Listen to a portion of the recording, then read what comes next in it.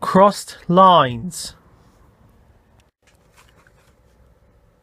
Most of the Fat Controller's engines accepted diesels. James had never liked them. "They're alright," said Henry. "They're just mixed traffic engines like you and me." "Mixed up engines, you mean?" James grunted. "With windows at each end, how can they know where they're coming or going?" "Toby has 2 cabs," remarked Duck, "and he gets on alright." "Toby's just a little engine," scoffed James. "If an important engine like me didn't know which way to turn, what would the railway come to?" All the engines agreed that James was becoming much too puffed up in his smoke box. "Making out his royalty or something," grumbled Henry. "It's disgusting." "I knew an engine called King James," remarked Duck, "in the old days at Paddington. King James the First he was, but he didn't swank about like that." "Och, did he be telling James that?" lingered Donald. "It may be even may he be making our lives?" "Exactly," agreed Henry. "But who's going to trim his wheels for him?" The engines tried all sorts of ideas, but nothing worked.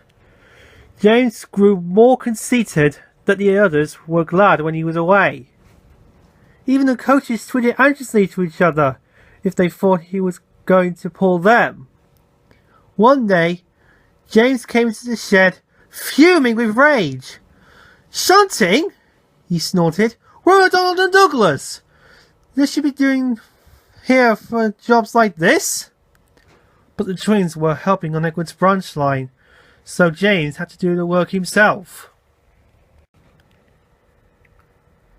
James's train had long trucks called well wagons. These have bogie wheels at each end with a low section between them. They are used to carry cars, tractors, and other heavy machinery. The shunting should have been easy, but James was so cross and bumped the trucks. "Oh, oh, oh, oh, oh!" they cried. Some of them slid their brakes on to spite James. The weather was damp and misty too, so the shunting took a long time. At last, James had only 2 trucks to fetch before his train was ready. Because of the mist, the signalman sometimes found it hard to see what was happening. James's driver told him that James would whistle when they had collected all the trucks and were clear of the points. They were almost finished when suddenly James heard a sharp peep peep from another engine close by. The signalman heard it too and thought it was James saying he was ready. He pulled the lever, setting the points for the main line.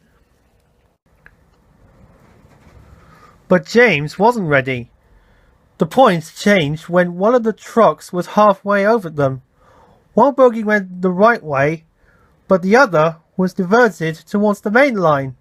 Before James realized it, the truck was traveling sideways between the 2 lines. A signal stood right in its path. "Stop!" squealed the truck, but it was too late. The signal toppled to the ground with a crash, just missing James. "That's torn it," said James's driver. "The Fat Controller wouldn't like that." He didn't. He spoke severely about it because the signal was important and its loss was inconvenient. James knew the accident was not his fault, but he was unusually quiet in the shed that evening. The others were relieved. "I suppose it must be difficult to know which way to go when you have 2 cabs," whispered a voice. "But to go 2 ways at once with only 1 cab, that really is something."